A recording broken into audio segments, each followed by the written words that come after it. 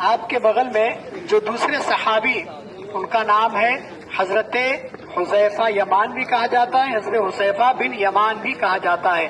آپ کے والد گرامی جنگ احد میں جب احد کا مارکا ہوا تھا، غزوہ احد، اس میں شہید ہو گئے تھے، اور آپ کا گھر مدینہ شریف میں مسجد نبوی شریف سے کافی دور تھا، اس لیے آپ کی ماں جو تھی، والدہ جو تھی، صرف ظہر اور عصر کے لیے آپ کو بھیجتی تھی اور کہتی تھی کہ بھائی اب مغرب میں آپ ہمارے گھر پہ آ جاؤ، کیونکہ کافی دور ہے مسجد نبوی شریف، اور ماؤں کا دل آپ جانتے ہیں بڑا نازک ہوتا ہے کہ ان کا شوہر شہید ہو چکے تھے اور یہ بچہ کوئی حادثے کا شکار نہ ہو جائے، تو حفاظت کے طور پہ کہتی تھی خالی ظہر عصر وہاں رہو، باقی مغرب میں سیدھا گھر پہ آ جاؤ۔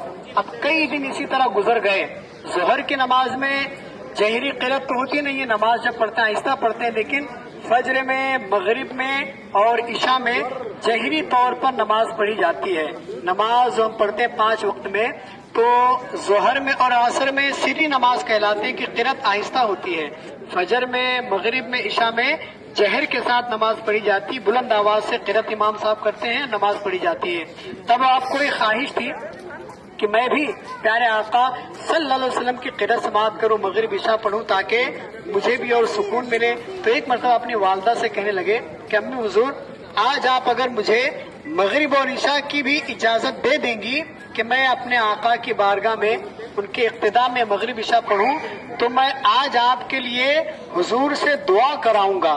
ماں بڑی خوش ہوئی کہ اگر حضور میرے لیے دعا کر دیں گے مغفرت کی تو اس سے بڑی اور کیا چیز ہے۔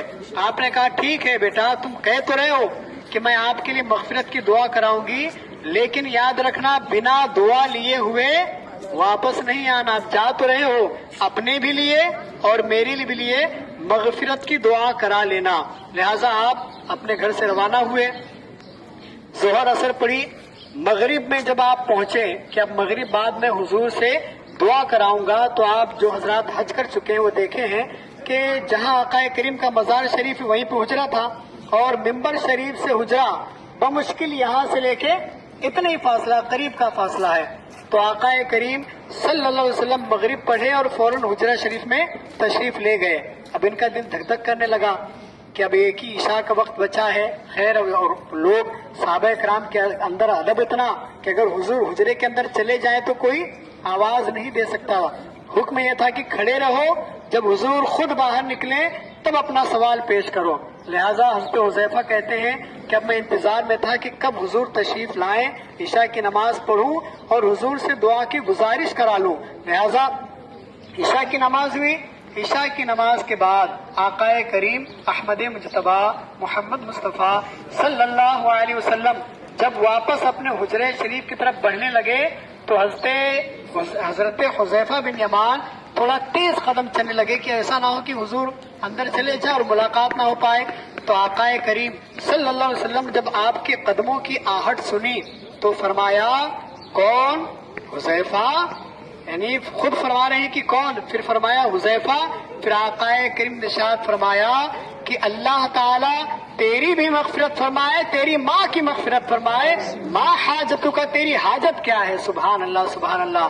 بھر کے جھولی میرے سرکار نے مسکرا کر کہا اور کیا چاہیے؟ جو انہیں چاہیے تھا وہ تو آقا نے پہلے ہی عطا فرما دیا کہ یغفر اللہ، یعنی اللہ تعالیٰ یغفر اللہ لکا و امکا، کہ اللہ تعالیٰ تیری بھی مغفرت کرے، تیری ماں کی مغفرت کرے، تجھے کیا چاہیے؟ حضرت حذیفہ نے کہا کہ یا رسول اللہ، جو مانگنے آیا تھا وہ تو آپ نے پہلے ہی عطا فرما دیا۔ لہٰذا انہیں صاحب السر رسول اللہ بھی کہا جاتا ہے، یعنی آقا کریم صلی اللہ علیہ وسلم کا رازدار۔ بہت سی ایسی راز کی باتیں تھیں جو آقا کریم صلی اللہ علیہ وسلم نے حضرت حذیفہ کو خاص عطا فرمائی تھی، بالخصوص کون کون منافق ہے ان کے تعلق سے حضرت حذیفہ بن یمان رضی اللہ تعالیٰ عنہ کو خبر تھی۔ آقا کریم صلی اللہ علیہ وسلم نے انہیں کئی راز کی باتیں بتائی تھیں، اس لیے آپ کو صاحب السر یعنی آقا کریم صلی اللہ علیہ وسلم کا رازدار کا لقب دیا، ان کو لقب دیا گیا کہ یہ آقا کریم صلی اللہ علیہ وسلم کے رازدار صحابی ہیں۔ کئی راز کی باتیں آپ کو آقا کریم نے عطا فرمائی۔ یہ سردیوں کا موسم ہے، سردیوں کے موسم ہی کا ایک واقعہ ہے، غزوہ خندق کا غالباً کہ سخت سردی کا موسم تھا.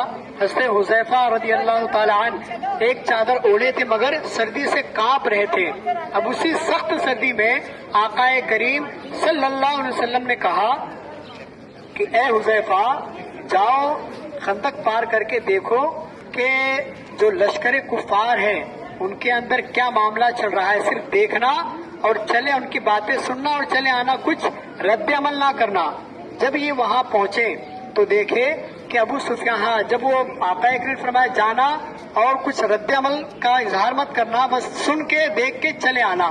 تب آپ نے فرمایا کہ یا رسول اللہ صلی اللہ علیہ وسلم سخت سردی ہے اور میرا بدن کانپ رہا ہے. تو آقا کریم احمد مجتبیٰ محمد مصطفیٰ صلی اللہ علیہ وسلم نے ارشاد فرمایا, دعا فرمائی کہ اللہ تبارک و تعالی تیری دائیں جانب, تیری بائیں جانب اور اوپر نیچے سے تیری حفاظت فرمائے. اتنا جملہ نکلنا تھا. حضرت حذیفہ کہتے ہیں کہ یہ دعا نکلی ہی تھی کہ ساری سردی ختم ہو گئی, مجھے احساس ہی نہیں ہوا کہ سردی کے موسم میں کھڑا ہوں.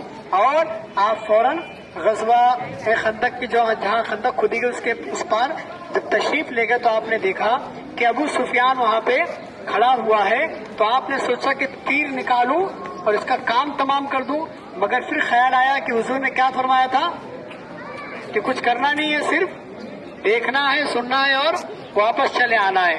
تو چاہتے تو اس کو فوراً مار سکتے تھے مگر آپ نے نہیں, حضور نے منع فرمایا, مارنا نہیں ہے, صرف جانا ہے, جاسوسی کے طور پہ دیکھنا ہے کہ کیا کر رہے ہیں کیا نہیں کر رہے.